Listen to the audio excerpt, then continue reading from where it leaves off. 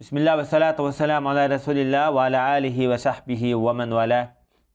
Ebi Hamid el-Gazali rahmetullahi aleyhinin Bidayetul Hidaye, yani Hidayet'in mukaddimisi namlı kitabıda biz bugün taharet münasebetlik edep kaidi usullarda toxtulup ötümüz.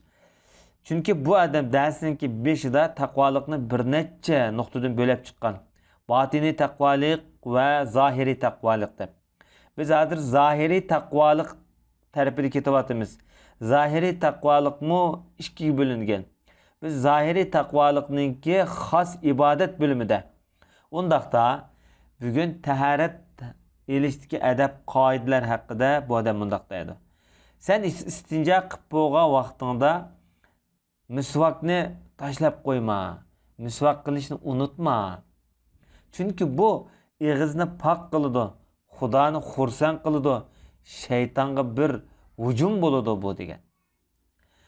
Misvak bilan o'qilgan namoz, misvaksiz o'qilgan namozdan ya'ni 70 rakat namoz ortiq yoki 70 daraja ortiq degan.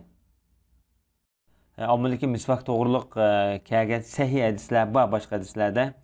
Men har vaqt, har namozda misvak qilishga buyuraydi. Lekin ummatimga bir mushaqqat kelib qolammi deb ensirayma degan payg'ambar sallallohu alayhi vasallam. Sahih hadis bor bu to'g'riliq. Hatta ba'zi rivoyatlarda men farzulab qilishdan ensirab mushta burumidon. Bo'lmasa buyuraydim degan mazmunlarda hadis bor. Ammo misvakning fazilati yaxshi. Masalan, hozirgi bugungi kunda tish pastasi, tish cho'tkasi ishlatiladi. Masalan, bu shuni o'rnini bosa oladi herhalde. Endi sen istinja qilib misvak qilib bo'lganingizda sen taharatga o'ltirib, qiblaga oldini qilib o'ltirg'in dedi. Egizrak yerda o'ltir, suv chachirab ketmasin. Biz vatanlardimi burun do'nglikda yoki qijnoq tubida chaynakda taharat olibdi-da, cho'nglar ashta qilish buyurdi. Chunki suv pastga eqib ketsin taharatning suvi deb. Sen bu holda dedi, mundaq degin dedi. Bismillahirrohmanirrohim. Ey ulug' Parvardigor, meni shaytonning vasvaslaridan, shaytonning so'rovimizga hozir bo'lib qolishidan bizni saqlag'in ulug' Parvardigor. Ondan sen qo'lingni 3 qitim yuvat dedi. Duoni o'qib bo'lganingizda. Qo'lingni tangliga akirishdan burun. Burun bunda jo'g'isi va chaynakli yo'q hamda.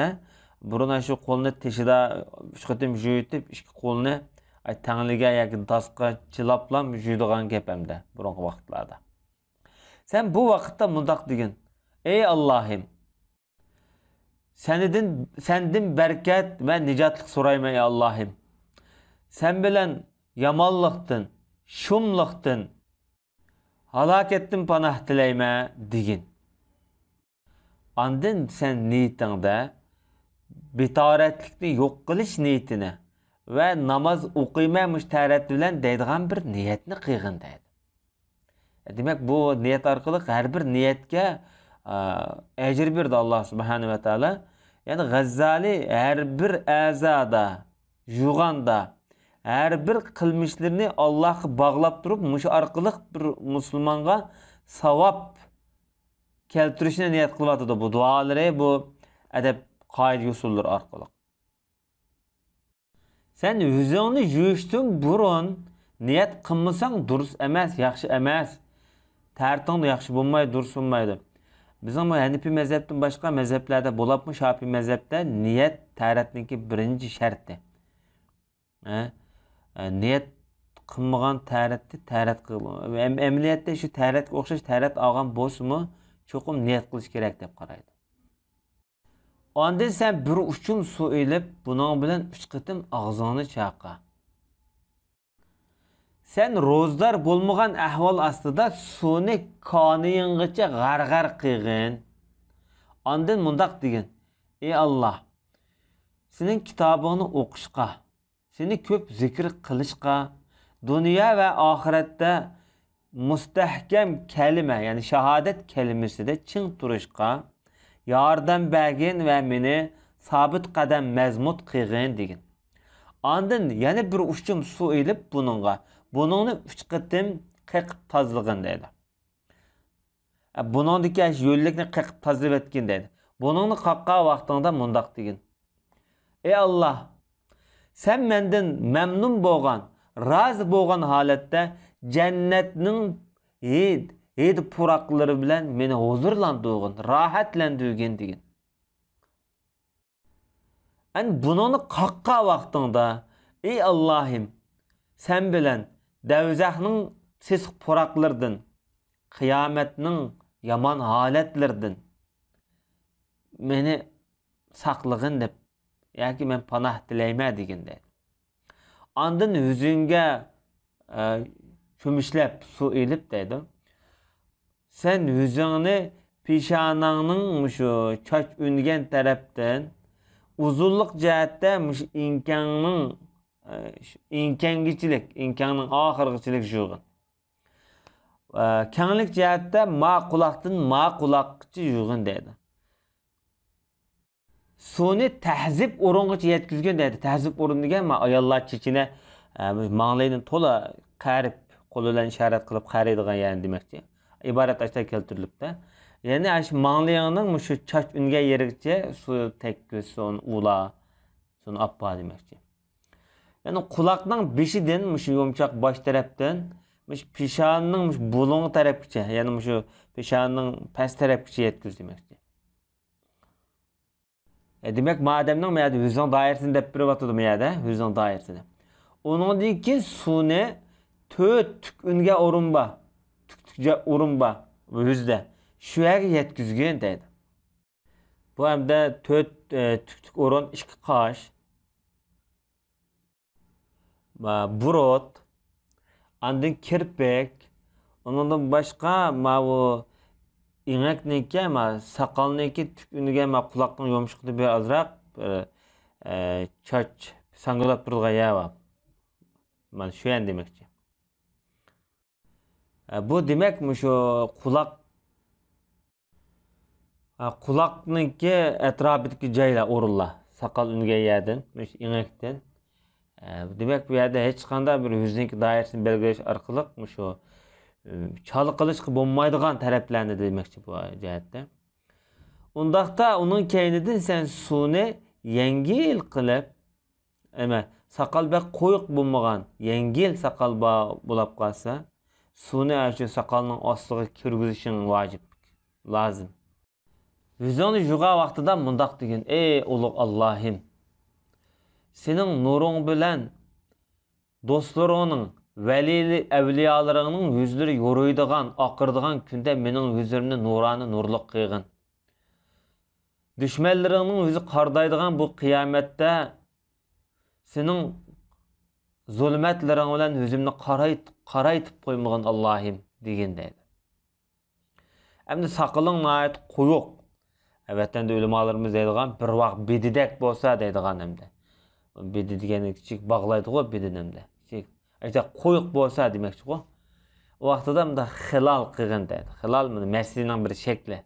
Saqal shunda yo'llab, saqalni shunda surtida. Bunun tekisi o'tmaydi hamda. Buni hilal deb ataymiz. Ondan sen o'ng qo'lingni, uning keyindan so'l qo'lingni jaynak bilan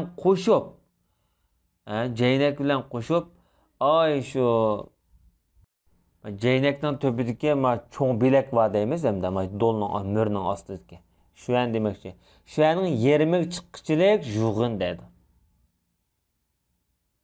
Çünkü cennette təret ağan cayla paqıraydı, yoruydu. Sen on kulağını yuğa vaxtında ey Allah, menin nami amal defterimni kıyamet günü on kulağım bilen bəgin. On tarafımdan bəgin. Menden hesap alsan nayet az, addi, yenik hesap ağın. Sol kulağını yuğa vaxtında ey Allah, menin nami amalimnin sol tarafımdan kep qilishdan panah dileymi sendin. Ya arkamdan kep qilishdan panah dileymi uluq parvardigar degin. Andan kolunu yo'llab, beshingni umumyüzlik bir masih qilgin. Barmaqlaringni bir-biriga giralashtirib, yani o'ng quloqdan barmoqni so'l quloqdan barmoqqa udullab, buni boshning cho'qqisiga qo'ygin dedi. Uni gadan tarafga bir mang'uzsa, oldiga bir ekkilsa. Mana bu bir liqitim. Bu yerda bu masini bir qatim qilsa, qolgan avvallarni 3 qatim qilsa demakda, 3 qatim yuysa demakda. Qolgan a'zolarni. Ondan mundaq degan: "Ey Alloh, meni rahmating fazlinga olgin. Menga barakatingni tushirib bergin. Meni arshning soyasida soydatqin qiyomat kuni. Sening soyangdan boshqa soy yo'q kundir u. Ey Alloh, mening mush terlarimni, mening mush tuk chachlarimni davzaqqa harom qilgin Allohim. Ondan quluqining teshi va ichiga yangi suv ilib masih qilgin. Barmoqlaringni qulqoning ichiga kirgizgin. Qulqoning teshini barmoqning ichi bilan masih qilgin" dedi. Ondan mundaq degan: "Ey Allohim, meni so'zni anglaydigan, eng yaxshi so'zga erishadiganlar qatoridan qilgin. Shundaqla yaxshilar bilan birga jannat farishtasының nidosini anglaydigan qilgin Allohim" dedi. Bu kunda jannat farishtasiniki nidosini anglayolmaydigan nurg'un odamlar bo'ladi. Davzihi odamlar bo'ladi. Bu baxtga erisholmaydigan odamlar bo'ladi. Demak, mushundan panoh tilashni bizga bu yerda o'rgatyapti. Alloh taolo hammamizni jannat farishtasiniki ovozini anglaydigan, bu nidosiga ovoz qo'shadiganlardan qilsin. Ondan gadiningi masih qilib: "Ey Alloh, gadinimni davzaqdan yiroq qilgin, zanjir kishanlardan saqlag'in qiyomatda" degan. Ondan o'ng va so'l putini o'shiq bilan qo'shib yug'in. Ondan so'l qo'lingning kichik barmoqini o'ng putining barmoqlariga akirib turib, ko'rsatkich ana kichik barmoq, xinsir degan. Kirgizib turib yug'in dedi. Bu orqali ham o'ng tarafdan boshlab, oxirida so'l xinsir barmoq bilan oxirlashtirdi-da. Bu odam shu o'ng tarafdan boshlash tarafgami, so'l tarafdan oxirlashtirish qoidasigami bu yerda beknayt inchiklik bilan amal qilyapti. Barmoqingni tovandan kirgizgin dedi, ostidan kirgizgin dedi. Va bu vaqtida mundaq degan: "Ey Alloh, meni siratda, pil siratda qadamimni mustahkam qilgin. Bu kunda nurg'un qadamlar davzaqqa tushib ketadi. Ey Alloh, meni mustahkam pil siratdan o'tkil nisb etgin" deb duo qilgan. So'l putingni shu holatda yuvib mundaq degan: "Ey Alloh, pil siratda mening qadamim tushib ketishdan meni saqlag'in.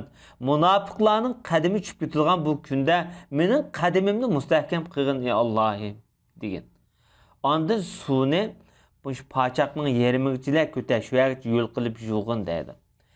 Sen mushu tarat olgan holatlaringda 3 qitim takror yuvishga sen bek ko'ngil bil. Endi sen tarat ep bo'lding. Bu vaqtida mundaq degan: "O'zi yakki yegani bo'lgan sherik yo'q bu Alloh subhanahu va taolaning sherik yo'q deb men guvohlik beraman. Muhammad alayhisolatu vassalam Allohning bandisi va elchisi deb men guvohlik beraman, shahodat beraman. Ey Alloh, sen ayib nuqsondan poksan. Sana hamd sanolar bo'lsin ey Alloh. Senden başqa hech bir iloh yo'q deb men guvohlik beraman.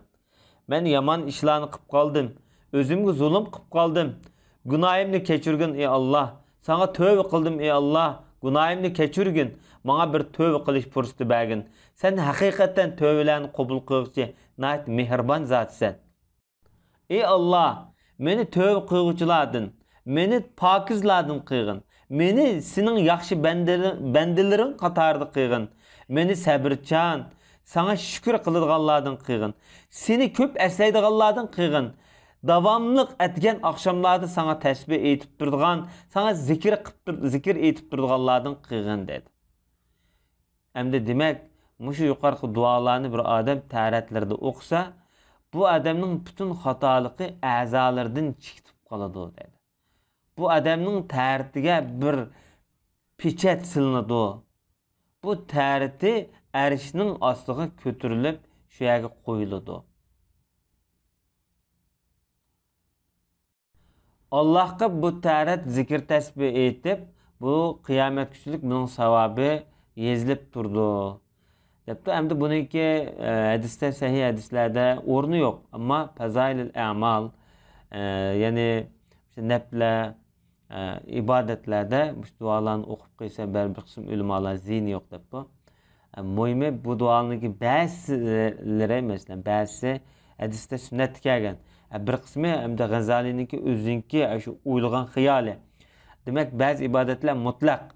Yani mutlak deganimiz yani ba'zi ibadetlarni qaysiz shartsiz qilsak bo'ldi. Lekin Gazali'ninki mushu asosida degan bo'lishi mumkin bu jihatda.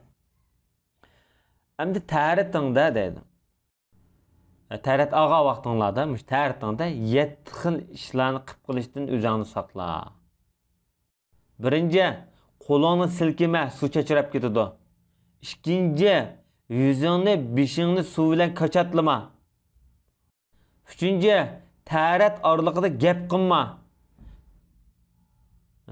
To'rtinchi, a'zolaringni 3 qitimdan o'shq yuma. Beshinchi, vesves bo'ldi degan sabab bilan hojatsiz suvni ko'p quyvanma.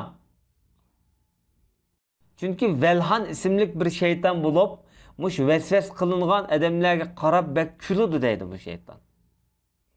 Oltinchi, quyosh isitilgan suvda ta'rat amma. Oltin kumush yaltilgan suvda ta'rat amma. Mana bu 7 turlik avvallar. Mana mush 7 xil alat ta'rat ishlarida makruh degan. Bu to'g'riliq bir qancha hadislar bor. Bu hadislarga murojaat qilishni o'tinamiz. Hamda quyoshda isitilgan suv nisbatan aytgan vaqtida bu tibobat nuqtasidan hamda bu toza yaxshi avval emas deb qaragan ulamolar bo'lgan. Bu kitobningki boshqa bir qism nusxalarda mana bir iboratlarni kelibdi. Hamda taharatni ep bo'lgandan keyin namozga yuzlangan vaqtida bu taharat odamning tashqi pokizlik. Bu xalqning, xaloyiqning boshqa odamlarniki nazar tushirgan joy hamda. Hamda bu odam Alloh bilan munojat qilgan vaqtida Parvardigorning, Xudoning nazar tushirgan bir o'rin bor. U bo'lsin qalb. Bu qalbni tozalash kerak. Hamda qalbning pokligi tövbe orqali vujudga chiqadi. Yaman nachar axloqlardan hasad, ko'ranmaslik, ishchamonlik, zaharlik degandek, o'shlik qatorliq.